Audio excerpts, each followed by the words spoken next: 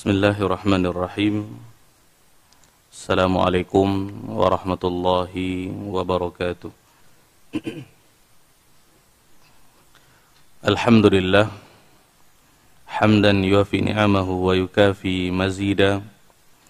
Ya Rabbana lakal hamdu kama yanbaghi li jalali wajhika wa 'azimi sultanik. Asyhadu an la ilaha illallah wahdahu la syarika lah. Wa ashhadu anna Muhammadan abduhu wa rasuluh. Rabbi shrah li sadri wa yassir li amri wahlul 'uqdatan min lisani yafqahu qawli. Allahumma zidna ilman warzuqna fahman. Allahumma 'allimna bima yanfa'una wanfa'na bima 'allamtana innaka 'ala kulli syai'in qadir. Allahumma ya hayyu ya qayyum birahmatika nastaghith fa aslih lana sya'nana kullah wa la takilna ila anfusina tarfata 'ain. Para jamaah kaum muslimin dan muslimat, para hadirin wal hadirat yang semoga senantiasa dirahmati dan diberkahi oleh Allah tabaraka wa taala. Pertama-tama mari kita bersyukur kepada Allah Azza wa Jalla yang senantiasa melimpahkan rahmat karunia anugerahnya kepada kita, sehingga di malam hari ini Allah tabaraka wa ta'ala kembali memberikan kesempatan, kesehatan, dan kekuatan kepada kita untuk berkumpul di rumah yang sangat mulia ini dengan sebuah tujuan yang mulia. Kita berdoa kepada Allah tabaraka wa ta'ala semoga kita semuanya diberikan oleh Allah azza wa jal ilmu yang bermanfaat dan diberikan kemudahan-kemudahan untuk senantiasa mengamalkannya. Amin ya rabbal alamin. Selanjutnya, salawat dan salam semoga senantiasa tercurah kepada baginda Rasulullah sallallahu alaihi wasallam. Allahumma salli ala Muhammad wa ala ali Muhammad. Semoga salawat dan salam tersebut juga tercurah kepada keluarga beliau, kepada istri-istri beliau, ummahatul mukminin, kepada anak-anak beliau, kepada para sahabat radhiyallahu anhum ajma'in, dan orang-orang yang senantiasa istiqamah di dalam mengikuti sunnah-sunnah Nabi sallallahu alaihi wasallam ila qiyamis sa'ah. Para jemaah yang dimuliakan oleh Allah tabaraka wa taala, kita lanjutkan kajian fikih ibadah. Kita membaca kitab Al-Mulakhas Al-Fiqhi yang ditulis oleh Syekh Shalih Fauzan bin Abdullah Ali Fauzan hafizahullahu taala. Masih tentang masalah zakat, ya. Di pertemuan yang sebelumnya kita sudah membahas tentang masalah zakat al-hubub wa thimar, biji-bijian dan juga zakat daripada buah-buahan. Baik, di kesempatan kali ini kita akan membahas tentang masalah babun fi zakatin naqdain. Babun fi zakatin naqdain. Bab tentang masalah zakat an-naqdain, dua mata uang, yaitu emas dan perak. Juga kalau kita lihat dalam buku-buku fikih yang lain, apakah klasik ataupun sekarang, juga disebut dengan zakatu athman. Ya. Zakatu athman yaitu zakat barang-barang yang berharga, karena emas dan perak merupakan di antara barang-barang yang berharga. Kalau kita perhatikan, ya, di zaman Nabi sallallahu alaihi wasallam yang menjadi alat tukar untuk muamalah berjual beli itu adalah dinar dan dirham, mata uangnya. Dinar logam daripada emas, sedangkan dirham logam daripada perak. Nah, ulama mengatakan kalau seandainya kita menggunakan kaidah qiyas, ya, tentang masalah emas dan perak ini, yaitu mata uang itu, dengan uang kertas kita zaman sekarang, maka kiasnya sesuai gitu. Ya. Yang menjadi alat tukar kita di zaman sekarang itu adalah uang kertas yang di kita. Kalau dikiaskan dinar dengan dirham kepada uang kertas, atau uang kertas ini kita kiaskan dengan dinar wa dirham, maka dia sesuai karena ilatnya adalah menjadi alat tukar muamalah ketika itu. Ya, oleh karenanya nanti kan kita pelajari bahwasanya uang kertas yang kita miliki, apakah kita gunakan atau kita simpan, itu ada zakatnya. Ini adalah yang disampaikan oleh para ulama gitu. Cuman berbeda, emas dan perak yang menjadi dinar dengan dirham itu zatnya itu sudah berharga memang. Artinya ketika emas itu berbentuk batangan dia, belum dibentuk menjadi sebuah mata uang berbentuk dinar, kemudian juga dirham, dia zatnya, bahan bakunya itu memang sudah berharga dia. Berbeda dengan uang kertas kita sekarang, walaupun kertasnya mungkin jenis kertas yang sangat mahal, tetapi kalau dibandingkan dengan bahan baku dinar dengan dirham itu sangat jauh berbeda. Nah, berharganya uang kertas kita itu adalah sebuah apresiasi sebenarnya daripada masyarakat di dunia, bahwasanya yang menjadi alat tukar kita adalah uang itu. Oleh karena di mana-mana pun kita pergi, ya, itu yang digunakan adalah mata uang tadi, sesuai dengan negara-negaranya. Kalau kita di Indonesia digunakan rupiah, kalau kita di Saudi digunakan real, kalau kita di Malaysia digunakan ringgit dan seterusnya gitu. Jadi berbeda karena memang dinar dengan dirham itu bahan bakunya memang sudah berharga gitu, memiliki harga terkhusus gitu. Berbeda kalau mata uang kita, yaitu maksud saya uang kertas secara umum, bahan bakunya kalau dibandingkan dengan dinar dengan dirham tidak ada apa-apanya gitu. Walaupun dia berharga tapi tidak seberapa. Makanya kalau kertas itu tercampak di mana-mana pun orang tidak akan memandangnya. Tapi ketika dia dibentuk menjadi uang, maka dia berharga. Berbeda dengan dinar dengan dirham tadi. Karena bahan bakunya memang emas batangan dan itu sudah berharga gitu. Artinya tidak berbentuk dinar dengan dirham pun dia sudah berharga. Berbeda dengan uang kertas ini. Oleh karena ulama mengkiaskan uang kertas ini dengan dinar dengan dirham. Oleh karena uang kertas itu juga ada zakatnya. Oleh karena dikatakan nuqud gitu, uang. Nah ya. Baik, kita lihat di sini beliau mengatakan, "I'lam waffaqanallahu wa iyyak." Ketahuilah, semoga Allah tabaraka wa taala memberikan taufik kepada kita semua dan juga engkau, kata beliau, annal murada bi zakatin naqdain, maksud dengan zakat naqdain ini adalah zakatuz zahabi wal fiddah, zakat emas dan perak, wa mashtuqqa minhuma, dan sesuatu yang berasal daripada keduanya, min nuqud, uang, wa huli, perhiasan. Ini huli nanti ada pembahasan khusus terkait perhiasan terutama yang dipakai oleh perempuan. Ya, apakah ada zakatnya kalau sudah cukup kepada nisabnya. Wasababik wa ghairu dzalik. Sababik ini adalah logam ya yang berbentuk yang disepuh dengan emas.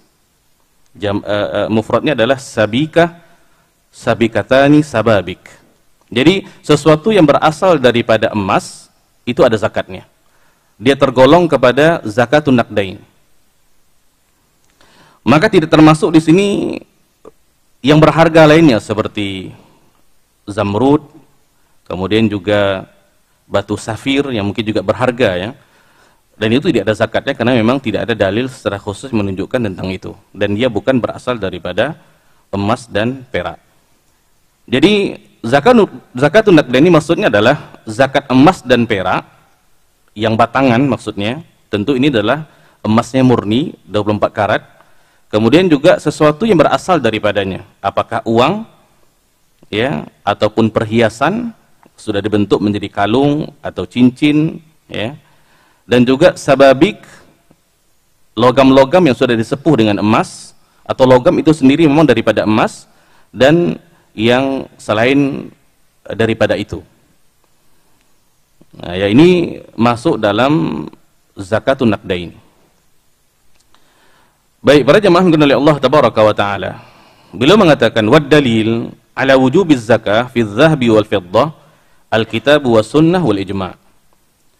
Dalil landasan tentang wajibnya zakat emas dan perak itu ada Al-Quran, kalamullah, kemudian juga sunnah, hadis Nabi SAW dan ijma, kesepakatan para ulama yang semuanya merupakan sumber hukum di dalam agama kita. Ya, jadi yang mengatakan wajibnya zakat emas dan perak adalah Allah Tabaraka wa Ta'ala.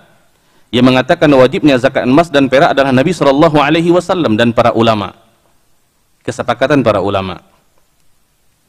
Di antara dalilnya daripada Al-Quran, ya, ini dalam surah At-Taubah, qala Allah Ta'ala, Allah berfirman, "Walladzina yaknizuna adh-dhahaba wal-fiddata wa la yunfiqunaha fi sabilillah fabashshirhum bi'adzabin alim." Yang artinya, dan orang-orang yang menyimpan, yaknizuna, yang menyimpan adz-dzahaba wal-fiddata, emas dan perak, menyimpan itu maksudnya tidak mengeluarkan zakatnya. Karena kalau emas dan perak dikeluarkan zakatnya, tidak disimpan namanya. Ya. Jadi yaknizuna adz-dzahaba wal-fiddata, dan orang-orang yang menyimpan emas dan perak, wala yunfiqunaha fi sabilillah, dan mereka tidak keluarkan zakatnya di jalan Allah. Mereka tidak infakkan di jalan Allah Tabaraka wa Ta'ala. Allah mengatakan fabashshirhum bi'adzabin alim. Kabarkan kepada mereka, orang-orang yang menyimpan emas dan perak tadi, dengan azab yang pedih. Ya. Beliau mengatakan hafizahullah, fa fil ayatil karimah, di ayat yang mulia ini, al-wa'idus syadid, ancaman yang sangat keras, bil azabil alim, dengan azab yang pedih, liman lam yukhrij zakatadz dzahabi wal fiddah. Jadi ancaman ayat ini tertuju kepada orang-orang yang tidak mengeluarkan zakatnya emas dan zakatnya perak, dengan hal-hal yang semisal dengannya, yang berasal daripada itu. Ya. Oleh karenanya tadi kita sampaikan, ketika emas dan perak tadi dikeluarkan zakatnya, itu bukan maksudnya menyimpan berarti. Berarti orang tersebut terlepas daripada ancaman ini. Ancaman ini tertuju kepada orang-orang yang memiliki emas dan perak tetapi tidak mengeluarkan zakatnya. Itu diantara dalil daripada Al-Quran yang beliau sampaikan di dalam buku ini. Kemudian di dalam hadis, ya, wa fis sahihain, saya bacakan reaksi lengkap hadis ini karena di buku ini singkat, ya.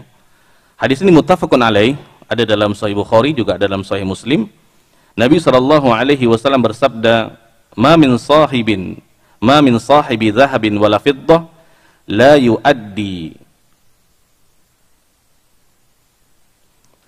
yuaddi haqqaha illa idza kana yaumul qiyamah sufihat lahu safaih min nar. Tidaklah seseorang memiliki emas dan perak dan dia tidak menunaikan hak daripada emas dan perak tadi, dia tidak keluarkan zakatnya, kecuali nanti pada hari kiamat akan disepuh untuknya lempengan-lempengan daripada api neraka. Jadi emas dan perak yang dia miliki di dunia dan dia tidak keluarkan zakatnya akan disepuh nanti, kemudian dijadikan lempengan-lempengan daripada api neraka. Fa'uhmiya alaihi fi nari jahannam, kemudian dipanaskan di dalam api neraka jahannam, lempengan-lempengan tadi. Fayuqwa biha jabhatahu wa jambahu wa dhahrahu, kemudian lempengan-lempengan daripada neraka yang dipanaskan dengan neraka jahannam tadi akan disetrikakan ke dahinya, jabhah, kemudian juga wa jambuhu, ke rusuknya, wa dhahru, dan ke punggungnya. Beliau mengatakan, kullama barudat u'idat ilaihi fi yaumin kana miqdaru 50,000 sanah. Dan ketika lempengan-lempengan yang disetrikakan kepadanya tadi itu dingin, barudat u'idat ilaihi, dikembalikan, artinya dipanaskan, kemudian disetrikakan kembali ke dahinya, ke rusuknya, dan ke punggungnya. Yang lamanya adalah 50,000 sanah, 50.000 tahun. Fayara sabilahu imma ilal jannah wa imma ilal nar. Setelahnya dia akan melihat jalannya kemana, apakah dia akan ke surga atau ke neraka. Dan kalau kita berbincang tentang masalah azab di neraka, maka yang ada dalam benak kita adalah itulah penyiksaan yang paling syadid. Kalau kita pernah melihat penyiksaan di permukaan bumi ini, para jemaah, yang kita rasa paling syadid itu tidak ada apa-apanya kalau dibandingkan dengan penyiksaan di dalam neraka.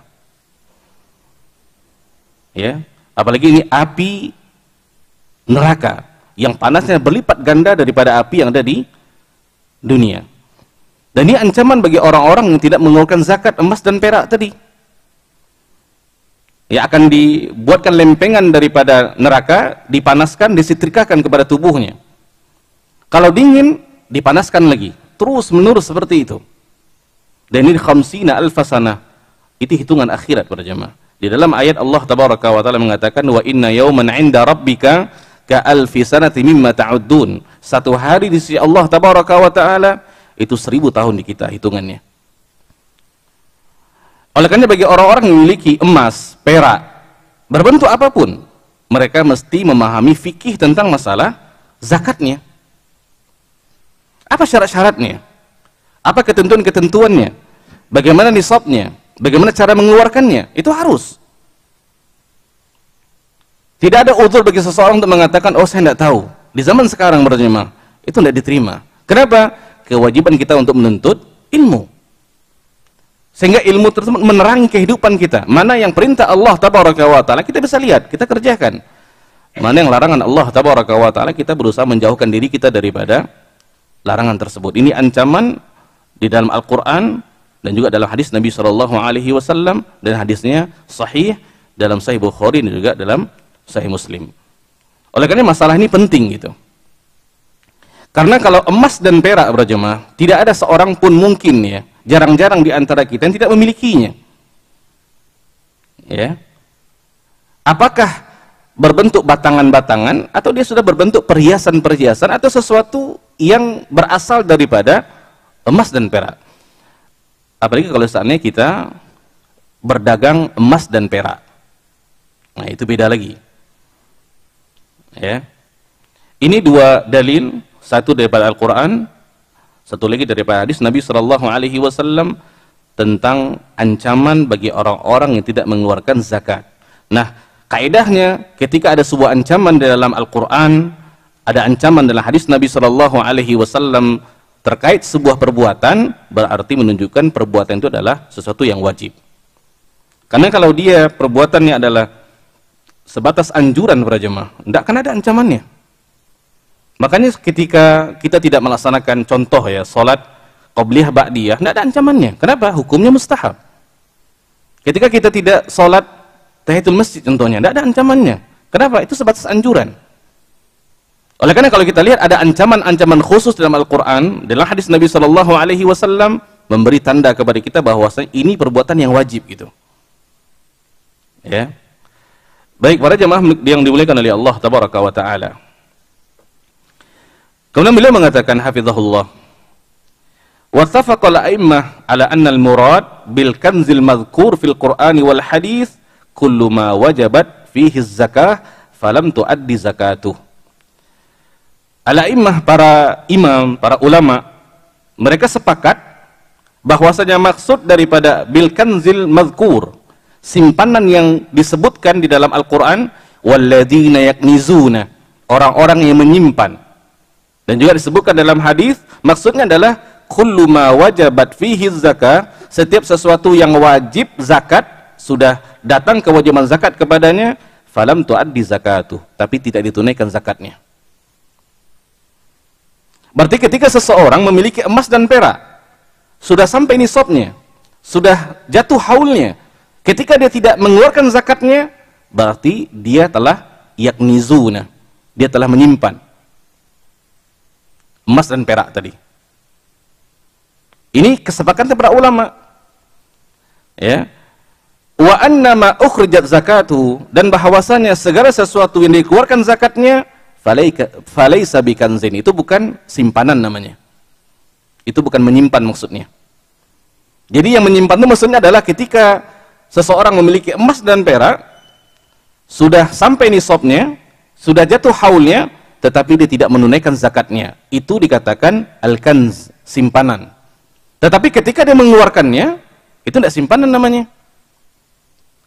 Beliau mengatakan wal kanz, maksud daripada kanzi adalah, simpanan ini adalah kullu syai'in majmu'uhu ba'du ala ba'd, segala sesuatu dikumpulkan satu dengan yang lainnya.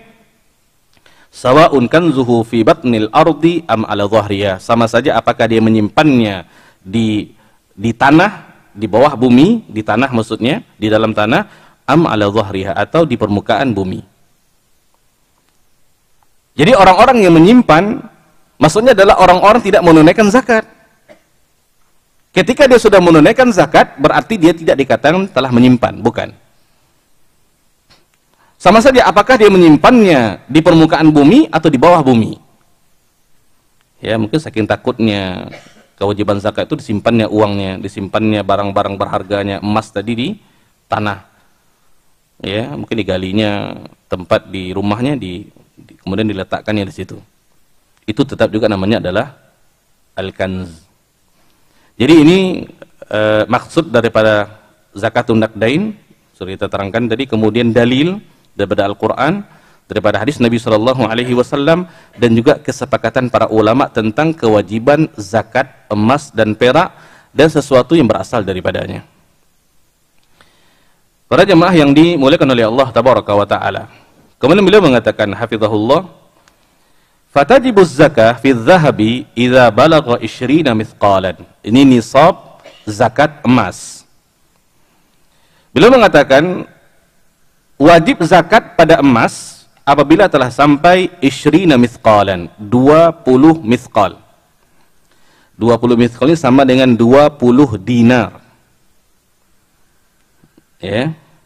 Dinar berarti dia adalah emas. Ya. Kalau kita kalkulasikan ke gram jemaah untuk memudahkannya, 1 dinar itu sama dengan 4,25 gram emas. 1 dinar itu sama dengan 4,25 gram emas. Oleh karenanya kalau dia 20 berarti nisabnya adalah 85 gram emas. Nah, kalau kita memiliki uang simpanan atau kita memiliki uang tersebut seharga 85 gram emas, berarti ada zakatnya. Karena zakatnya uang itu sama dengan zakatnya emas, nisabnya. Ya. Nah, kalau kita bandingkan di antara nilai emas dengan perak, maka emas dia lebih stabil, berjamaah. Kalau kita perhatikan, ya, tentang harga emas itu gitu. Mungkin kalau kita bisa kalkulasi ini di antara 42 sampai 45 juta. 85 gram emas itu, wallahu alam. Ya, ini ikut kepada hitungan yang ada ketika itu. Jadi 20 mithqal itu sama dengan 20 dinar. 1 dinar sama dengan 4,25 gram.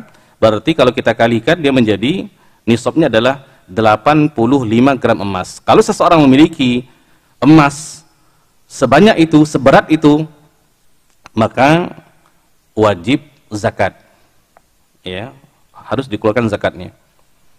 Kemudian wafil fiddah, pada perak, idza balagat mi'atai dirhamin islami, kalau sampai 200 dirham Islam, 200 dirham. Jadi kalau dinar nisabnya adalah 20 dinar, kalau emas nisabnya adalah 20 dinar, kalau perak maka nisabnya adalah 200 dirham. Dirham adalah mata uang daripada perak. Baik, kalau kita kalkulasikan berjamaah, 200 dirham itu sama dengan 5 uqiyah. Karena ini dalam hadis lain dikatakan uqiyah, ya. Nah, 1 dirham itu sama dengan 2,975 gram perak. Nisabnya adalah 555 gram perak. Kalau kita uangkan dalam 5 sampai 6 juta kalau perak ini, berarti sudah ada zakatnya. Jadi 200 dirham itu sama dengan 555 gram perak. Nah, kalau kita memiliki emas 20 dinar sama dengan 85 gram emas, atau kita memiliki perak 200 dirham, ya, maka wajib dikeluarkan rubu'ul usyur minhuma. Rubu'ul usyur ini 1/40, sama dengan 2,5%. Dikeluarkan zakatnya. Ya, rubu'ul usyurnya adalah 1/40 sama dengan 2,5%. Beliau mengatakan sawa'un kana madrubaini au ghairu madrubaini. Nah, ini dia. Ini permasalahan khilaf para jemaah. Beliau mengatakan sama saja apakah digabung, ya, di antara emas dan perak tadi, atau dia tidak digabung. Di sini ulama mengatakan terjadi khilaf di antara para ulama. Kalau seseorang memiliki 80 gram emas contohnya, ya, tentu kalau kita lihat tidak sampai nisabnya, karena nisab tadi berapa? 85 gram emas kurang 5 gram. Kemudian dia memiliki perak, ya, yang mana perak tersebut sama nominalnya dengan 5 gram emas tadi. Kalau kita katakan kali 2 berarti mungkin 10 gram perak contohnya. Nah, untuk supaya bisa dikeluarkan zakat emasnya digabung gitu. 80 emas tadi, 80 gram emas tadi digabung dengan kelebihan daripada peraknya tadi. Maka sampai kepada 85. Sang ulama mengatakan itu ada zakatnya, itu boleh. Itu yang madrub tadi, digabung. Ada mengatakan enggak, ini tersendiri dia. Ya, dan yang mengatakan terpisah para jamaah ini adalah yang paling rajih, wallahu alam, yang paling kuat. Karena jelas sangat jauh berbeda di antara emas dengan perak. Jenisnya yang berbeda, kemudian juga secara nominalnya juga berbeda dia. Tadi kita katakan tadi, kalau seandainya kita anggarkan 85 gram emas itu sama dengan 42 juta contohnya, maka 595 gram perak itu sama dengan 5 juta cuman. Ditambah dengan kalkulasi perak ini agak tidak stabil gitu, berbanding kalau emas dia. Nah, ya. Oleh karenanya ulama yang mengatakan bahwasanya tidak bisa dipisah di antara emas dengan perak, itu yang lebih kuat. Ini juga merujuk kepada perkataan daripada Imam An-Nawawi rahimahullah. Jadi kalau kita memiliki 84 gram emas contohnya, adakah zakatnya? Tidak ada. Kenapa? Kurang 1 gram. Tidak bisa ditambah dengan perak yang kita miliki. Karena dia memang hitungan-hitungannya mesti sesuai dan pas dia. Ya. Atau seseorang memiliki 595 gram perak. Dia memiliki 594 gram perak contohnya.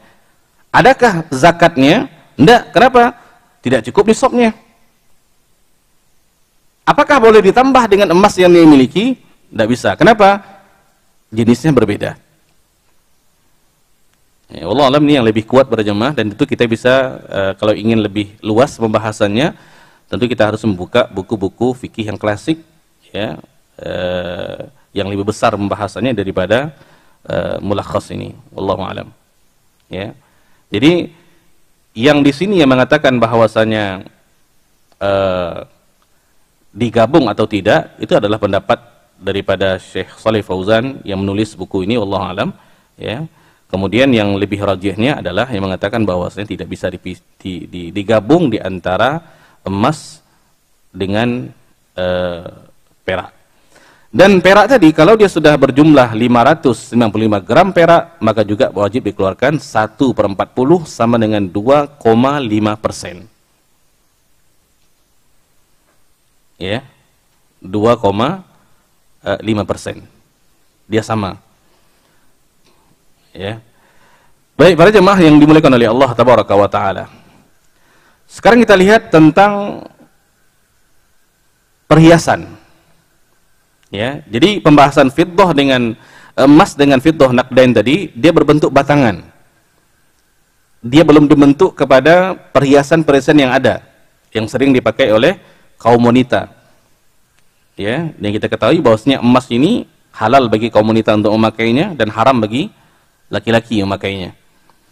Nah, sekarang perhiasan yang dipakai oleh wanita, istri dan anak-anak kita yang perempuan. Adakah zakatnya? Ya. Di sini ada 3 jenis para jemaah perhiasan ini. Yang pertama disimpan, tidak dipakai emas itu. Ini ulama mengatakan, sepakat mengatakan wajib zakatnya. Ya. Baik, kemudian yang kedua, yang didagangkan.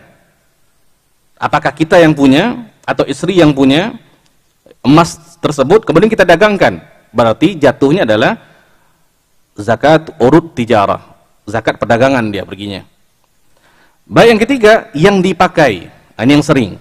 Bagaimana kalau seandainya emas tersebut, cincin, kemudian juga anting-anting, kalung, gelang, tangan dan kaki yang dipakai? Di sini khilaf para ulama.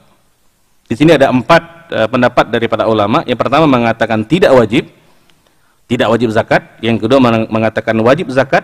Yang ketiga mengatakan wajib zakat sekali saja. Ya. Kemudian yang keempat, zakat perhiasan sama dengan meminjamkannya. Jadi kalau sudah dipinjamkan, itu sudah dikatakan zakatnya. Kemudian kalau kita perhatikan daripada 4 pendapat para ulama ini, pada jemaah mengenali Allah tabaraka wa ta'ala, maka pendapat ketiga dan keempat itu tidak ada sandarannya secara dalil gitu. Oleh karena kita fokus kepada yang pertama dan yang kedua, yang mengatakan tidak wajib dan mengatakan wajib.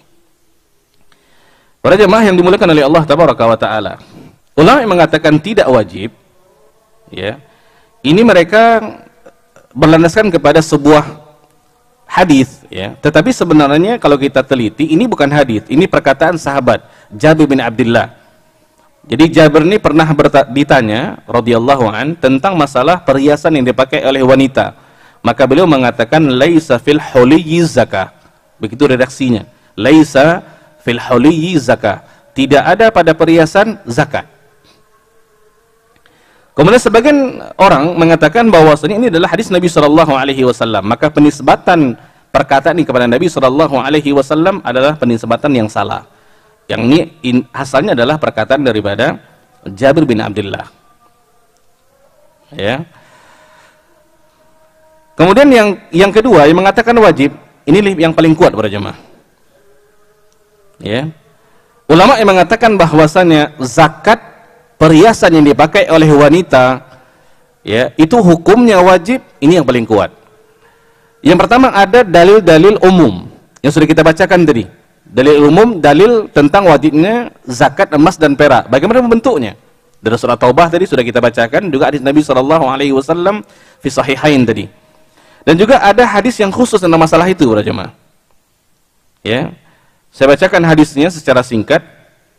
Hadis daripada Abdullah bin Amr bin As. Beliau mengatakan, pernah seorang wanita datang kepada Nabi SAW dan dia membawa putrinya, anaknya yang perempuan, dan anak ini memakai 2 gelang emas yang besar di tangannya.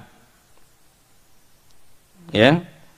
Maka Nabi SAW bertanya kepada wanita tadi, "Atu'tina zakata hadza?" Apakah engkau memberikan zakat ini, zakat emas, gelang emas yang dipakai oleh anak tadi? Nabi tanya kepada ibunya. Maka wanita ini mengatakan tidak. Dia tidak keluarkan zakatnya. Maka Nabi SAW secara spontan mengatakan, ayasuruki ayusawwirakillahu bihima yaumal qiyamah siwaraini min nar. Apakah engkau mau Allah tabaraka wa ta'ala akan mengenakan kepadamu 2 gelang daripada neraka karena kau tidak memberikan zakat gelang emas yang dipakai oleh anakmu ini? Mau engkau diberikan, ya, oleh Allah tabaraka wa ta'ala 2 gelang daripada api neraka karena kau tidak memberikan zakat daripada emas yang dipakai oleh anakmu ini. Maka ketika Nabi mengatakan hal seperti itu kepada perempuan tadi, dia langsung mencampakkannya, kemudian dia mengatakan, huma lillahi wa li rasuli. Gelang ini untuk Allah dan Rasulnya. Di sini kalau kita perhatikan para jemaah, ya, ini hadis di dalam Sunan Abi Daud, ya, juga dalam Sunan An-Nasa'i dengan sanad yang hasan hadisnya. Nah, kalau kita perhatikan hadis ini dan juga ada nanti hadis Ummu Salamah tentang masalah ini tekstualnya tertuju kepada perhiasan yang dipakai oleh seorang wanita. Pas dengan pembahasan kita yang kita sampaikan tadi, apakah perhiasan yang dipakai oleh wanita itu ada zakatnya? Ulama yang kedua mengatakan wajib zakat. Kita katakan tadi dalil umum sudah kita sampaikan tadi, ini dalil khususnya. Jelas perkataan Nabi SAW ini berbentuk ancaman. Kembali kepada kaidah yang tadi, ketika ada sebuah ancaman berarti dia meninggalkan sebuah kewajiban. Karena kalau dia tidak wajib, tidak akan ada ancamannya.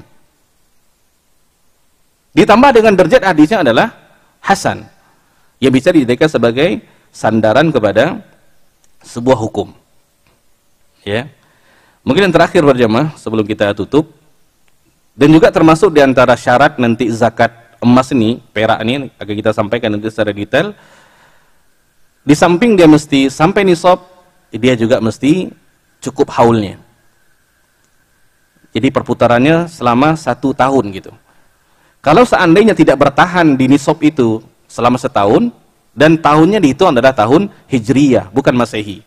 Karena hukum-hukum dalam Islam landasannya kepada Hijriyah. Nanti kalau seandainya bertahan selama 1 tahun, segitu nisabnya, bertahan, maka ada zakatnya. Kalau tidak bertahan, menurun dia, maka tidak ada nisabnya. Ya, mungkin ini yang dapat kita sampaikan untuk materi kita pada malam hari ini. Insyaallah akan kita teruskan pada minggu depan di Rabu pekan keempat tentang masalah zakatun naqda ini. Yang baik daripada Allah, tidak baik daripada kelemahan diri saya sendiri. Subhanakallahumma wa bihamdika asyhadu an la ilaha illa anta astaghfiruka wa atubu ilaik. Wassalamualaikum warahmatullahi wabarakatuh.